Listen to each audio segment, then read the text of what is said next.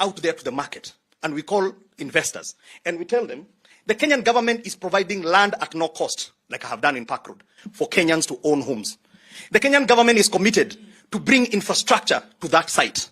The Kenyan government is prepared to take away all these costs of approval. All I want you to do is bring your money, build those houses en masse. That's important. Build those houses en masse, and then when you finish building those houses, give me the keys, I pay you, you go. If I don't have the housing fund, they will ask me, how will you fund me when I finished in 3 years' time? Alafu tanza Kiingereza mingi, waseme hapana, hii siwezi jenga. That's why you need certainty of cash flows every month coming into this fund, so that we can get as many investors, which is foreign money that is coming in here, and also the domestic money that we have, so that we build those houses. So forget about what they're talking about, it's a tax. And let me address that part.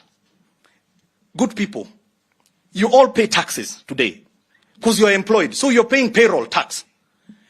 I pay payroll tax. I don't know how many of you have been to Moyale here. But do you know we have a road that goes all the way to Moyale? That road was built using your taxes. But you have no direct benefit from that money because you may never ever go to Moyale. That is what tax is. But what is a saving? What is this housing fund contribution? Housing fund conveys to you or confers you a direct right. It's a direct right to you. Why? Because you will either get an affordable unit, which is highly subsidized, or after 7 years, if you don't want it, we give you back your money plus your return. And now, as I wind up, you are all employed here. So, if I left, let's assume all of us here average, we're going to pay 1,000 shillings. If you're paying 1,000 shillings, and you took that 1,000 shillings and you put it in a fixed deposit in a bank today, how much return do you think you're going to get? 70 shillings after 1 year. 7%. That's how much you're going to get. But by taking that 1,000 shillings and putting it in the housing fund, what are you getting? Because a lot of people are also talking about return. What are you getting?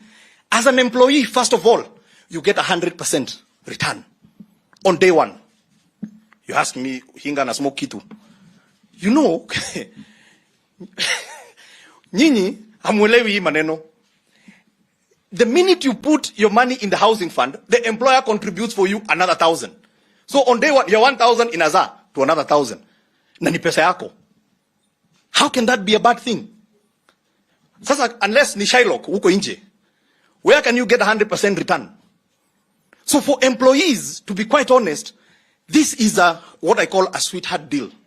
It is a good deal. It is a very good deal. Now, when you get the house, I am also helping you. As I said, you don't pay stamp duties if you're a first-time homeowner. And as you pay up to 300,000 a year interest, I give you back as mortgage relief. So, ladies and gentlemen, I have set the scene.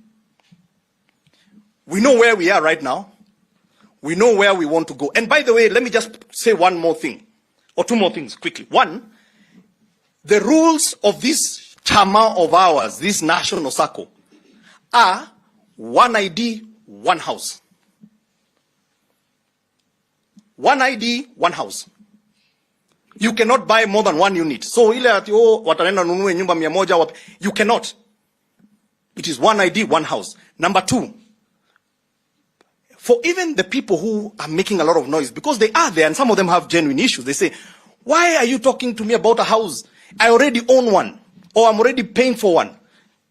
Now, I'm assuming those are parents. And those parents perhaps are still living with their kids.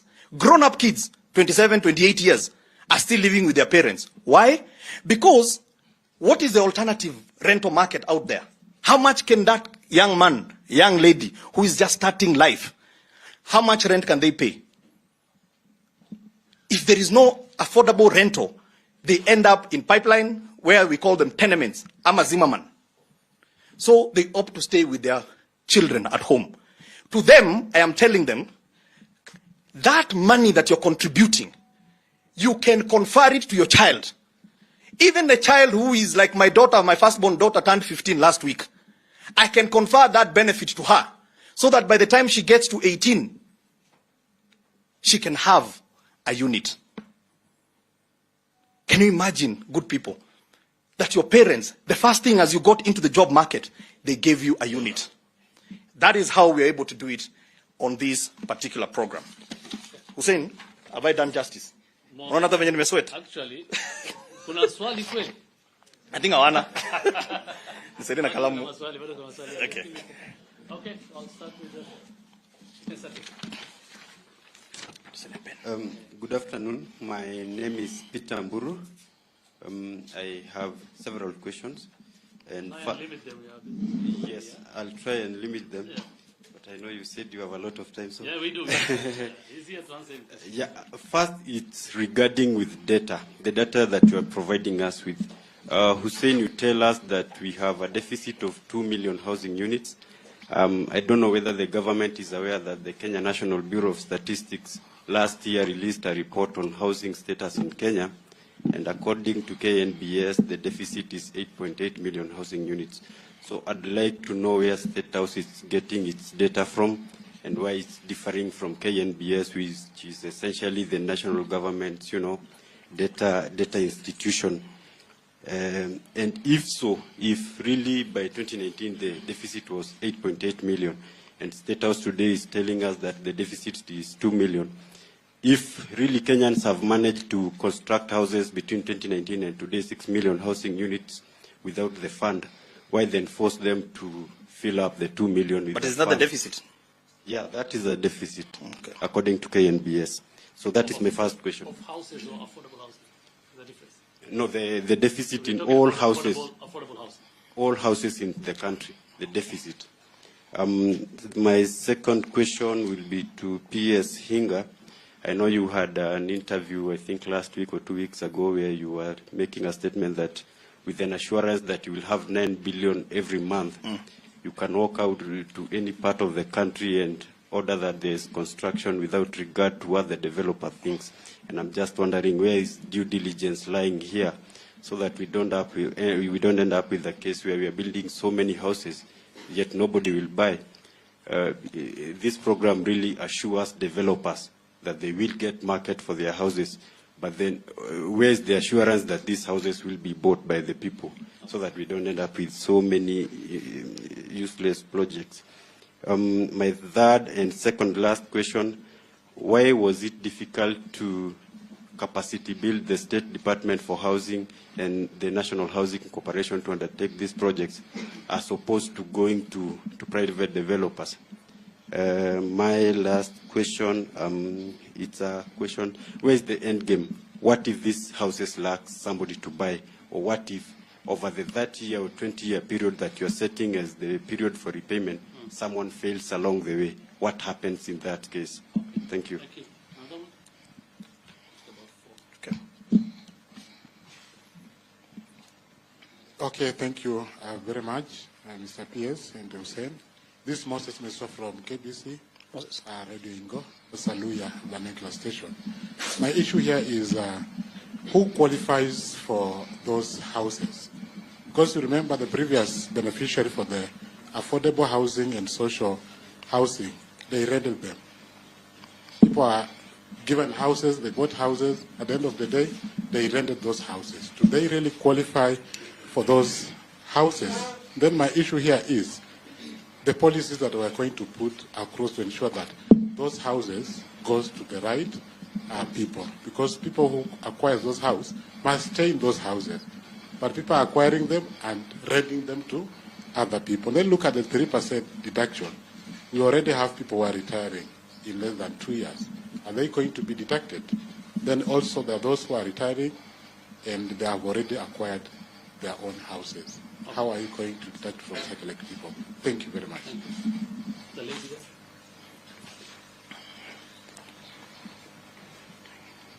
Good afternoon.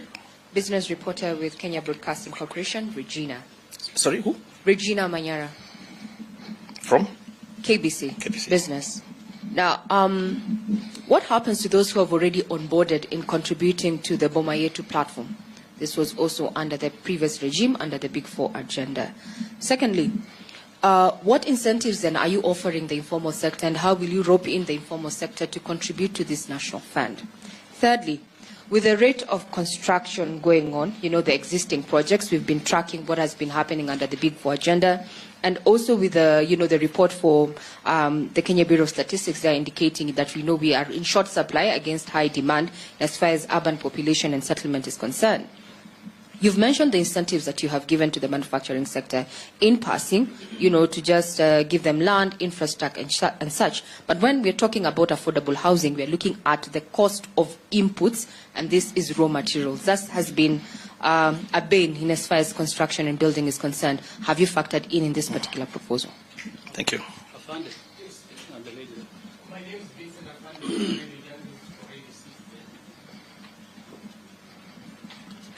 Yeah, many Kenyans are struggling with economically, and the issue is this the priority for the government to put in place instead of waiting maybe the economy to be at least somewhere where Kenyans can be affordable? The second question is, sorry? Yeah, we can hear you. We can hear you. So the concern with Kenyans is, why can't government make affordable the building materials for Kenyans to build their houses on their own, instead of making sure that they contribute 3% to build? Why don't you make the building materials cheaper for every Kenyan to build his or her own house? Okay. Finally, the lady here, then we'll do another round. My name is Flora Limukie from TV47. My first question is, the housing fund has been met with a lot of public resistance. So is there a plan to perhaps put up like a government portal where Kenyans can assess the project status and also the performance report over time? And also, how do you then intend to broaden the contributors base, bearing in mind that this may raise housing challenges for people at the bottom of the pyramid, and this is bottom-up economic model government. So how do you then intend to broaden the contributors base or tax base? Right. Okay. Right. Very, very, very quickly, I think Hussein answered the question about the data. Now, 9 billion that you're going to construct, and you're saying that you're going to have it in every part of the country, is the pooling of fund. Now, as we speak right now, and we are going to upload this information, the last question, Boma Yangu is a marketplace where you need to go. There is a lot of information, and we are continuously uploading. What you're going to find, as we speak right now, I have 524 parcels of land that I have identified in major towns all over the country. Number two, we conducted housing surveys.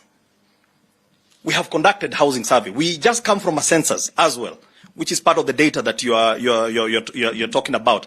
And we asked, remember in the census, there were so many questions we asked you about housing. How many people want to own? How many people want, and where? Number three, on Boma Yangu portal. And I want to say, please, start the journey today. It's *832#. When you get to Boma Yangu, you choose where you want a house. That's one of the questions we ask you. Where do you want to own a home? You choose. And that also advises. So it's not just going to be blind undertaking. However, we are starting a program where we are putting 200 units in every constituency.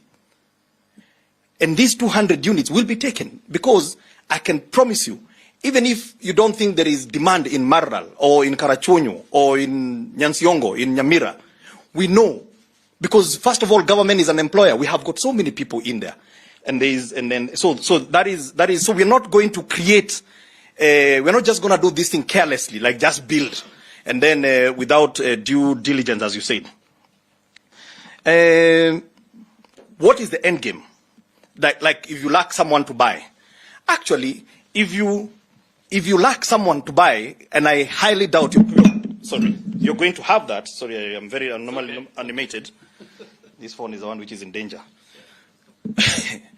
If you do that, guess what? We have got people who are providing public service, police, defense, NYS, and all those people. We have got, and they are in every part of the country. You have got firefighters, you have got all those people that you need to house in some of those places, and they will still be repaying every month. So the houses will be taken up. Moses KBC, who qualifies? Anybody can qualify. But just like your SACCO and other SACCOs, you have got rules of engagement. What are the rules? The rules are that there is a prioritization. If one of the questions we ask you in the Boma Yangu is, are you a first-time homeowner? If you don't have a home, and Hussein here has a home, and you are going for the same unit, we will prioritize you who doesn't have a home. We even go further and say, how do we incentivize young people, so age, to own a home? We also say, if you have disability or you're able-bodied differently, if you tell us, because that's one of the questions that we ask you, we prioritize you so that you choose, first of all, do you want to go on the ground floor? All that information is available on Boma Yangu. The second question from Moses is a very good question about the policies on the issue of owner-occupier. I can tell you, when you sign the contract, those people that are living in Park Road, they signed a contract that says, I will live on that house. Okay? But tell me, how do you police enterprise? How do you police somebody who has been offered, because this is actually what is happening in Park Road, that 3-bedroom where they're paying 19,000 to us, they're getting rent of 55,000. If we stop and try to force people now to do that, we will have lost the plan. First of all, let me help you get a home. Okay? The only thing I can tell you in the policy, you cannot buy two. And the other thing is, you can't sell that unit until 7 years. Because that unit is so subsidized. If I allowed you to sell, what are you going to do today? You buy 3 million, you sell it for 7.6. Sindio hivyo? Then you buy another 2. So we have those safeguards under the housing fund. Moses, if you're retiring, if you read what is in the finance bill, it says you get back your money at the earlier of retiring, death, or 7 years. So whichever comes first, you're going to get back your money. So if you retire in 2 years' time, you get back your money, whatever you've saved. Okay? Because it is your money. Regina, what happens to those who are already onboarded? We have transitioned from telecom platform to e-citizen, and we transitioned every one of them. So your money is still there. In fact, as a matter of fact, those people that I have saved, I have 1.8 billion of their money. And when you go to *832#, you can be able to find out, there is a place where you say, what is my balance? You will be able to see it. So your money is still there. What incentives to informal sector? The informal sector indeed get additional incentives. So with the Boma Yangu, with the housing fund, we will finance Kenyans at 5%, as Hussein said. We will finance Kenyans for up to 30 years. No, so some of you are saying 30 years that you're going to get stuck with 30 years. If you pay it in 5 years, there's no penalty. But we will enable you to pay based on the size of your pocket. For the informal sector, in informal settlements, first of all, the interest rate is 3%. And those numbers are not thumbsuck. We have worked backwards. How can I be able to help a Kenyan to pay 5,000 shillings? So we start from the answer, and then you go back to the unknown, and we work it out. Okay? The people who work in the informal sector are allowed to save through the voluntary scheme. So the housing fund has 2 schemes. It has the mandatory, and it has the voluntary. But the one thing that I want, and it's a good question, is that you will never own a home unless you have registered on Boma Yangu and you are contributing, whether mandatory or voluntary. So that's very important. Those are some of the rules, because we don't want you're contributing for people who are not contributing and then they get a house. They must contribute whatever the amount is. And by the way, they are contributing more than us. I have a group of Matatu stage workers. Those are touts and drivers that have come together and given me an MOU, and they say, should these houses start construction all over the country, we are going to be saving 300 shillings a day. I have it on me. because they don't have another chance of getting a home elsewhere. Vincent, have I finished Regina's question? Okay. The cost of construction. First of all, one of the most painful costs in construction is VAT. Because VAT is real for our industry, and I'm not going to get technical, but we have written off VAT. So that house, that affordable house in Park Road, there was no VAT on the cement, no VAT on the steel. And that's how we were able to drive it down.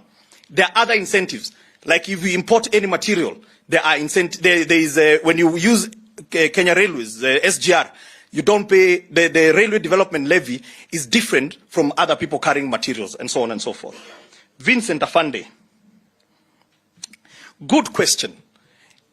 And you will introduce a very important topic about the economics. Okay? We all know what is happening. There is a global crisis and the incomes have shrunk and there is real pain. And sometimes, and I know it looks like we are insensitive to the people. But, good people, how do you get out of a global economic crisis? One of the ways to do it is to invest in yourselves. You must create a consumptive demand, all right? A consumptive demand. And that's why we are saying, if we build these 200,000 homes, how many new jobs are we going to bring into the economy? That's number one. Can you imagine how many doors are we going to construct? Those doors will be constructed by Kenya, because one of the policies, and someone is asking about the policy, we will not buy doors from China. We will not import doors from India or windows. There are 69 items that will be produced here. And actually, if you are in Mwingi, they will have to be produced in Mwingi, because we want to create local jobs, not jobs in Nairobi. Okay? And now think about housing as a long supply chain. So it is actually good economics. And what we have said is, what is it that we can be able to contribute together so that we create this stimulus into the economy, and incomes are going to rise and more jobs are going to be created, and we attract foreigners to come and bring in the dollars that we need. You know, the dollars are, we have a shortage of dollars. But I have got over 200 investors, and all they are saying is, if you give me an off-take plan, because I don't believe in your story. Your story is a very emotional story about Wanjiko owning a home, about the Juakali artisan owning a home, a shoe shiner owning a home. But hey, my money is not emotional. All right? So me, I just want to know that I'll get paid. And how do you guarantee that they will get paid? You can tell them, if you tell them that you're going to get paid, it becomes a government guarantee, which is as good as debt. And you know what is going on, the conversation we're having about debt in our country. So we are saying these cash flows that we have pulled together, and they are driven by a law, but are not bankrupting people, because we are saying it is maximum of 2,500. Average Kenyan will pay 1,000. You tell me today, how many houses can you be able to get for 1,000 shillings? So this 1,000 shillings, you're taking it out of this pocket, and you're putting it into this pocket. You're not 1,000 shillings richer or poorer. The only difference is that in this pocket, you can only earn 7% if you put it in or whatever. In this pocket, you can walk away with a house, whereby, just like the gentleman from KBC has said, that the person now is getting rent at 55,000 and you're paying 19. The hustler now can be able to do that. Okay. So, and it's a very good question, and I'm sure a question that we need to talk about. Building materials. You know, we are providing building materials, especially in the rural areas. So if you want to go build your own home in the rural areas, come to us. We have housing directories in every county. We'll give you even plans to go build your own home. But even this housing fund, we will finance you still. So providing building materials, all it helps us to do, for example, in Kisii, because they make those blocks, but they use firewood to burn those bricks. We have given them machines called hydroform machines, interlocking soil block machines, so that now they press those machines, but we have still not answered the question, how will they finance? So the housing fund addresses both. Flora, TV 47. I think I've answered the question about the portal. Okay, so there is a portal. The portal, Boma Yangu, please, and it is still under construction, so there are some places you will go and you say it is coming up. Even diaspora, Those of us who will watch this from diaspora, there is a diaspora tab for you. It is a marketplace for everybody. So we have aggregated buyers. I have over 350 Kenyans today that have registered. And since we started this conversation, we are getting almost 5,000 every other day registering. Number two, if you're a developer, you also go on Boma Yangu. You list your project so that you don't have to leave there and come to the office and ask, Hinga, nyumba ziko wapi? You just go click and you see where the developments are coming up. And then the choice is yours. Where do you want that home? And you tell us. And I think the question about the contributors at the bottom, in terms of broadening. Now, let me tell you what is going to happen. You see, why I am struggling, or why we are struggling with this housing fund, because of three things.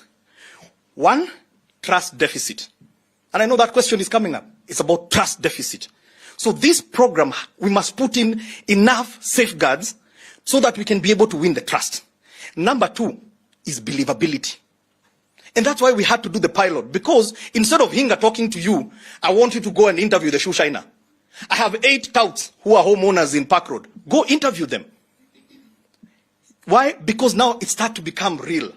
It's not that Hinga is piki ponki anasema huyu ni wangu ama Hinga amepata pesa kidogo hapa hivi anasema. I have no powers to allocate those houses. So it is important that for the people who are in the informal, the minute they see that there is trust, and they need the homes even more, because they're the ones who are in the slums, they're the ones who are in the tenements, they will actually out-contribute us for 2 reasons. A, there are many, because there are about 18 million of them, versus 3. Those who are in the formal. 2, they want to save as much like Kigadi and his team from the Matatu. They're saving 300 shillings a day. You're saying you save 1,000.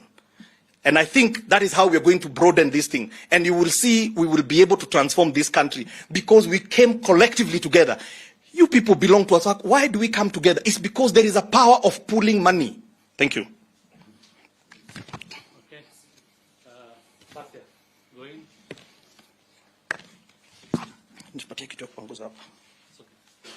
Yeah, my name is Chimutai Goin from Citizen TV, and I have maybe about 3 questions. One would be, the social housing program has been used by many developed nations, and for instance, the United States, in New York, Harlem, and Brooklyn, there was construction of various, housing units. But the government also went in to have a subsidized rate that was available for rentals. Has the government considered that as opposed to the forceful, quote-unquote, deduction for you to be a homeowner? There was about, correct me if I'm wrong, about 2 billion shillings that was collected in the previous, from 2018, when there was 1.5% deduction, but not mandatory, I'm certain. But where did that money go to? How many units were constructed out of that money? And for this administration and what has so far been launched, how many of those units are, what is the progress?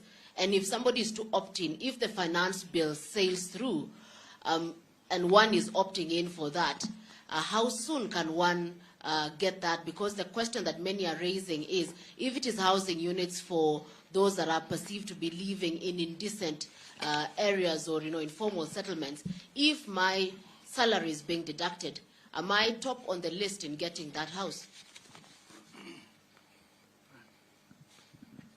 Thank you. My name is Brian Mushiri from NTV. Mine is maybe just to understand the financial accounting system, because late last year, and my senior Chemutai actually reported on it, and we also reported on it, that there was a challenge with the recent project that has just been launched and groundbreaking began in South Sea. LAP Fund is largely involved in that, and we had 2 companies, the first one being CRJEA, that was awarded the tender to actually start the construction of that housing project, and MS Milcon Limited, that is also part and was actually passed by the tender committee in that particular project.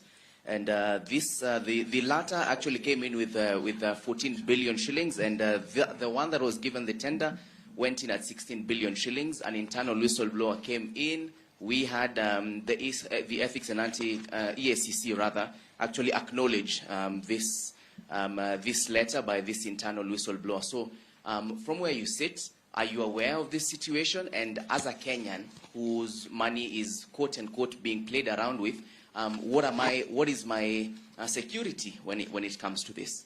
Thank you. Okay, thank you. All right, thank you so much. Good afternoon. Jimmy Mbogo from KTN.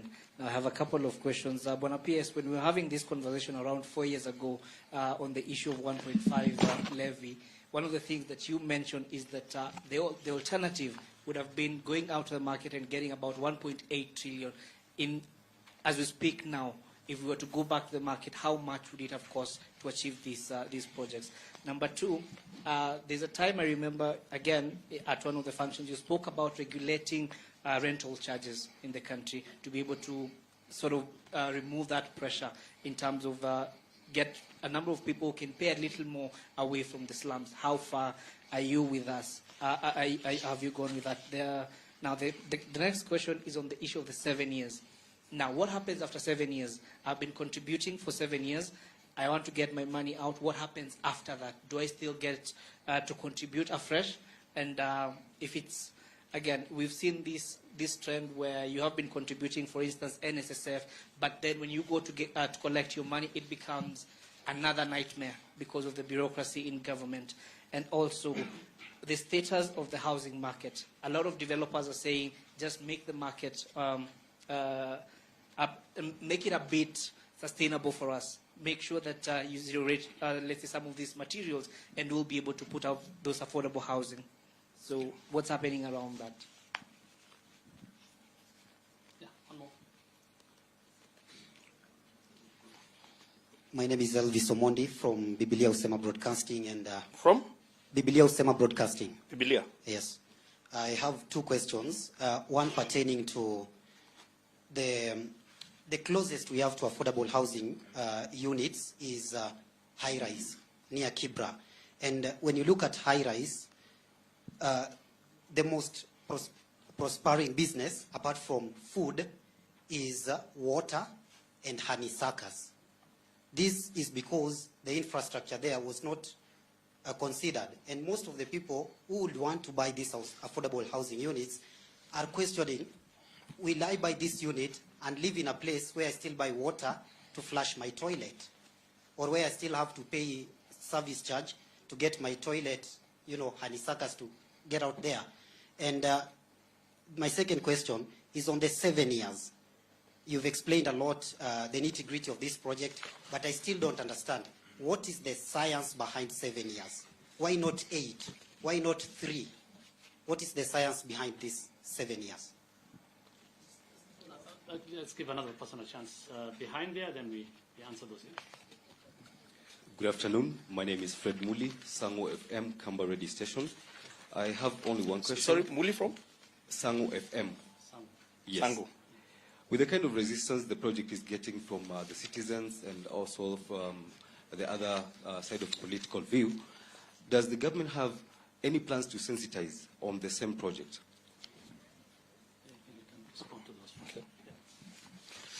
Thank you very much. Very good questions. Chumtai, social housing, New York, subsidized for rental. Our plan, 91% of Kenyans in Nairobi, they rent today. 91%. That's our statistic in 2017. So I'm sure it's probably more. Our plan is to subsidize the rent, but through a rent-to-own structure. Okay? That is our plan. And that is why we are saying you will get a home for 5,000 shillings. You will get a home for 10,000 shillings under the affordable housing program at 15,000 shillings. If you're in the social housing, you will pay 2,500 for one-roomed house. You will pay 4,500 for a two-roomed house, and you will pay 6,500 for a three-roomed house. But that house, you will rent and you will own. The question that we get is, why own? And we ask the question, do Kenyans rent because they like to rent, or they rent because they cannot afford to own? And as I said, it's a dialogue, and I'm sure you have the answer. 2 billion. First of all, the 1.5 we never collected. So that's the first fact. The 2 billion that was saved is slightly less. That's what I talked about, the 1.8 billion. Is still in our bank account at KCB. It is still available. And the people who saved there, because the criteria for allocation, because I'm surprised nobody has asked, it is what we call first past the gate. What is first past the gate? One, you must have raised 10% deposit for that unit. Number two, there is, you must go to Boma Yangu and you must fill in. There's certain information that we need. And luckily with the e-citizen, I don't need to ask for your marriage certificate. I don't need to ask for your birth certificate, because all those things we now are going to integrate with them. So you just register and then you start saving. *823#. That is the beginning of that journey. So those who have that 2 billion, and it is their money, that is voluntary. Okay? Majority of them have said, I don't want to take that money out, because now that I see Starehe is coming up, I want to be fast past the gate. Okay? What has been launched? We can provide you through, I'm sure through your WhatsApp group, we can be able to provide you with an update. But as Hussein said, it's 36 years. 36,000. That is under construction, because please, let's understand, construction takes time. So even when we say 200,000, we are saying we will start 200,000 projects, units. Okay? So by the time you start saying you're finishing, maybe give us a headroom of about 2-3 years.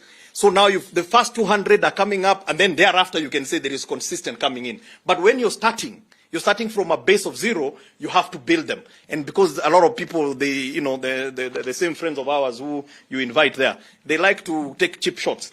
That akina Hinga watajenga nyumba in one day.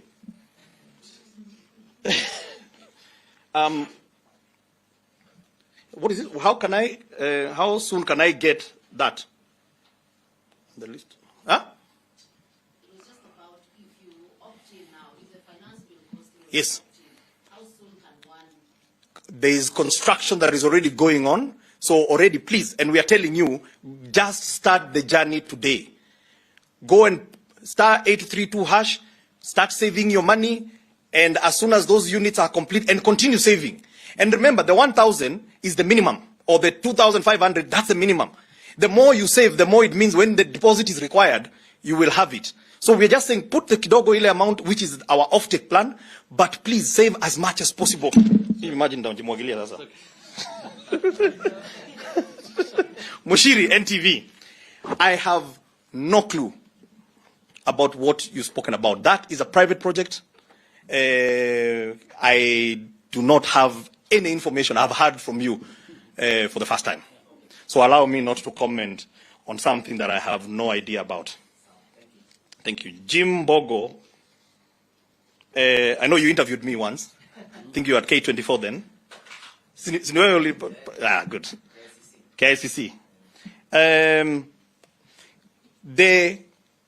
In the Jubilee government, our plan was 500,000 homes at an average of about 2 million plus.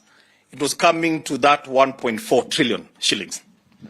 Now, with Kenya Kwanza, our plan is 1 million units in the next 5 years. So just double that and add a little bit of a factor.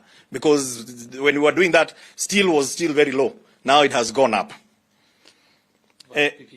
But we're doing it via PPP. So we're not borrowing the money.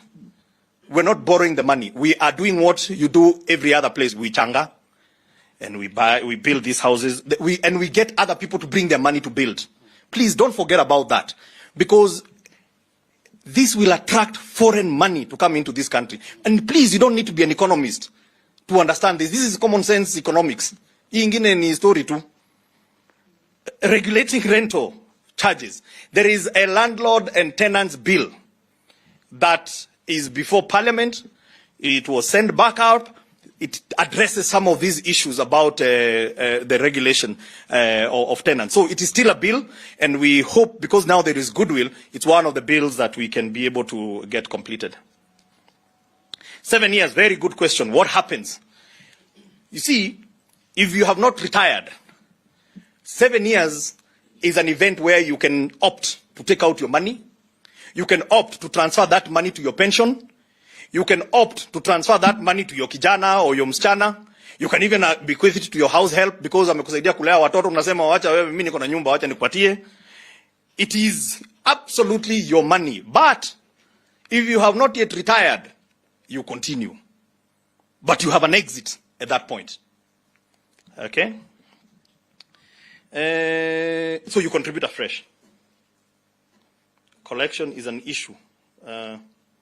Okay, I think you asked about when it comes to. Yes.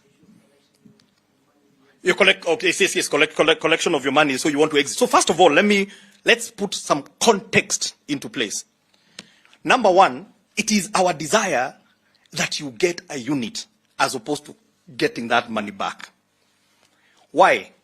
Because even if you own a home today, as I said, and you get a unit that is 60% discounted, it is good investment decision. So, but if you have to take it out, let me put context to you. 2,500 a month in 7 years is only 210,000. That's what I need to pay you in 7 years. 210,000. So it's not millions that you'll have saved. It's 210. For average Kenyan who is going to be contributing 1,000 shillings and below, that is 84,000. Okay? So, and that's why we are saying let's put context. You see, 210 that you want to take out in that place versus getting a unit that is 60% subsidized. The idea is to incentivize you to get it. But however, if you want to get it out, you will get out your portion. The employer portion stays in. Because the employer portion is the one that protects the capital of the fund. So that if now there are obligations for the fund, we are supposed to keep those that kind of money. But after 14 years, you can now exit your employer portion as well, or if you die. So, but if you die or retire, you get both. The employer portion and your portion. But if you want to exit, at the very least, I give you back what you've saved. Status zero rate. What is this? What you asked about zero rate?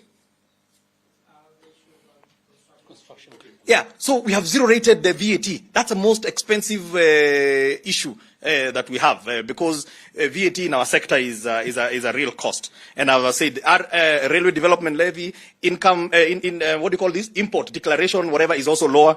And also, when for the developer, and maybe some of you are developers, if you develop 100 units and below, you pay tax at 15% as opposed to 30%. Elvis. So closest to AHP is high rise. That's what you're saying. But I say no. The closest to AHP is Park Road. Please. I have just given you the details about Park Road. Hapo high rise, hawana fiber huko ndani. Huko Park Road, huyo shusha anaishi mahali kuna park. Kuna CCTV. Akona maji ndani ya nyumba. They have boreholes. Plus, they have electricity, they have emergency generator. My friend, you don't associate those things, amenities, with those kind of houses. So please, let's use the right base to compare.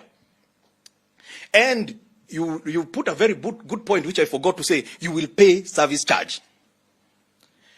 Let me tell you, service charge is important because that is your house. You see, the conversation is owners versus renting. That house, you need to take care of it. So service, you will form your own body corporate. Iyo, Park Road body corporate, ile ingine, Starehe body corporate. Nyinyi wenyewe, you will have to pay service charge. So that you are able to maintain those lifts. Otherwise, my friend, utaenda 18 floors. Muli, spot on. The resistance. And let me tell you, and that is why I am so happy that we're having this conversation with yourselves. And after this, we are hitting the ground so hard because we believe. And you can see this is a very difficult job, by the way, let me tell you. It's very difficult. To get this thing off the ground is very difficult. You must be a believer in this thing. And our president is a believer in this. That's why his DNA there is housing. It's because he knows what we need to do. But let me tell you, we have a good product. What I have shown you here in this detail, this is a good product. Where you are told, instead of paying 7.6, pay 3. Instead of paying 15% interest, pay 5. Instead of paying 10 years and you pay 111,000, pay 19,000. It is a good plan. Our biggest challenge, and this is where, because you are Kenyans too, and I know majority of you here, and I wish that you in the fourth estate could be the first people that buy these houses, because you become better evangelists on our behalf. And you're Kenyans too. So let me tell you what we need. We need to do is, yes, please, let's disagree where we have to disagree. But let's not beat this thing so hard that you want to have it fail. Because if it fails, we have not sorted out the economics of the country. We have not sorted out the housing issue. We have not sorted out the urbanization issue. So this is a conversation that we should be able to look at each other in the eyes and say, watu wanatambia ni shilingi 1,000. Hiyo mimi nimekubali. Wacha niweke hiyo 1,000. If you're going to guarantee me, we're going to stop these slums from coming up. If I'm going to have a decent home. So, our biggest challenge as government, wacha niwaambie a secret, is that there's so many good things that we do. We have no good capacity to be able to tell the public about it. And so we get defined by the bad ones. Ile sukari sijui ilifanya nini, sasa watu wengi wanafikiria mambo ya sukari ambayo sijui ilikuwa nini. That's what you think. Government is synonymous to scandals. But there's so many good things that we are doing. And that's why, please, if you believe the plan is good, we want you to also become our ambassadors. We are going to do serious public participation everywhere in this country, in every channel, so that the resistance can go down. After that interview on Spice FM, I can tell you, a lot of people said, I understand. After Hussein said it's 2,500, pressure ikakuja chini. When the president explained to the Kenya Kwanza MPs yesterday, it is only 2,500 maximum. Pressure ikaisha kwa sababu walikuwa nadhani watakato 300,000. So let's communicate and assist us and accuracy. Thank you. Thank you. I think I'll just take 2 more questions from those who haven't spoken. So the 2 gentlemen there. And we'll come in mkono kitambo. Na hapa huyu. Watch okay. So my name is Ezra, Ngemi FM, KBC. I want to get the simple mathematics about the Housing Development Fund. If we are planning to build 200,000 houses per year, each house may require 2.5 million. If you translate this, will be less than 500 billion per year. How are you able to raise the surplus amount? Then, there's the issue of the 7-year, one you want to opt out from the Housing Development Fund. In each fund, there must be some interest. The interest rate is very silent. I've not heard you say, I'll get my 10% loan. Can you please clarify about that? Thank you. 5. Thank you so much. I'm Lawrence Nyando from Radio Omini. My question I'll direct you to Bwana Hussein, not the PS. As we can see, the government is really trying to work out and help Kenyans. But why should you prioritize on the issue of housing now, while you have other issues that are really affecting Kenyans? Let's talk about health issue. We have many youths who are really unemployed in the country, and also the taxation is really high. Why do you want to provide houses to the people who are unemployed and people who have health issues, and also the health sector in the country is really not okay?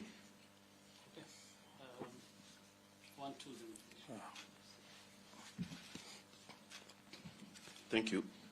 My name is Festus Amimo from Radio Mayenga, KBC. From? Radio Mayenga, KBC. Okay. I have 3 questions. 1, what factors did the government consider to arrive at 3%?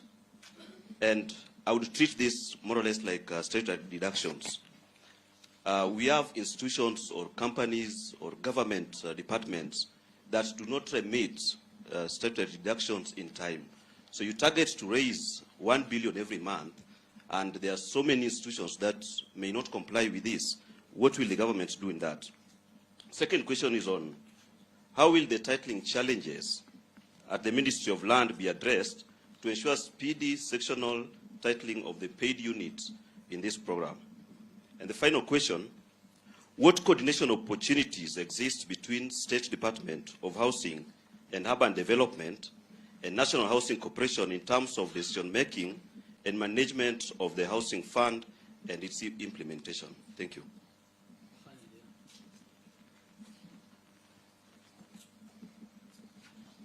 My name is Graham Kajilo from the Standard. Sorry? Graham Kajilo from the Standard. I would like to understand what effect will this fund have in the expansion of the mortgage market, and particularly also to do with the role of Kenya Mortgage Finance Company. Understanding that this money is being collected by the government, and the government is one of the shareholders for Kenya Mortgage Finance Company, as well as what role do you expect financial institution in the country to play? Okay, thank you so much. Okay, where did we start? Ezra? Okay. The mathematics. I'm a mathematics. Which one? Okay, both. Now, I've just said, Ezra, that when you start the construction, the houses that we are starting in Starehe will only be complete. The 6,700 will only be complete in 3 to 4 years' time. Okay? So the obligation to pay, remember, the offtake model is the investor brings in their money, they build with their own money, then they give us keys, we pay them. And then through Boma Yangu, Kenyans are electing and they're saving money. Okay? So that's number one. So in 3 years' time, this fund will have collected a lot of money. Okay? This fund will have collected a lot of money. But remember, even for where we exit the developer, people start paying. They're not now longer paying 1,000. Remember, the 1,000 is the off-take money, isn't it? Now you start to pay for your tenant purchase. So now you've started to pay 5,000. You started to pay 10,000. You started to pay 15,000. That's one way.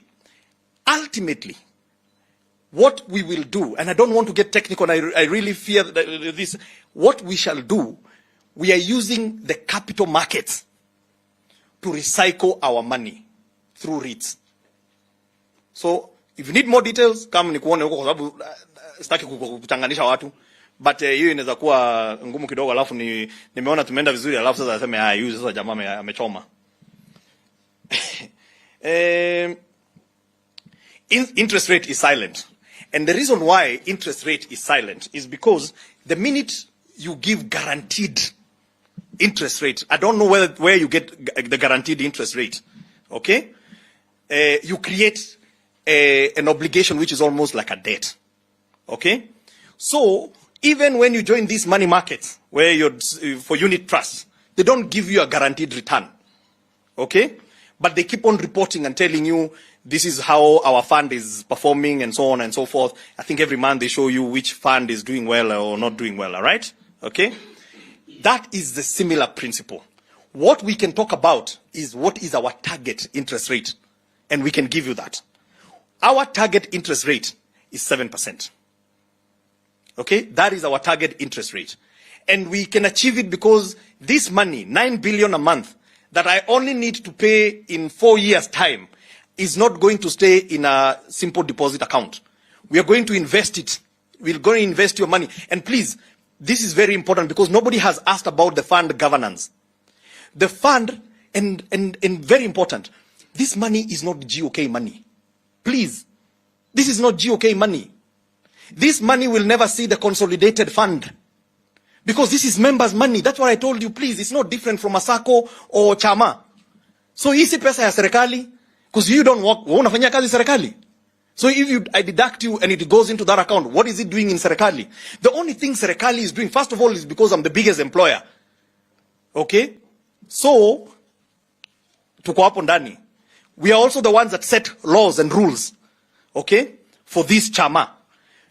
But then, that money will never see, Hinga will never see that money. Because it is sitting with someone who is called a custodial bank. And that money can never be released at, unaona fuel imeenda juu, si tuchukue kidogo huko ili to subsidize. It will never happen.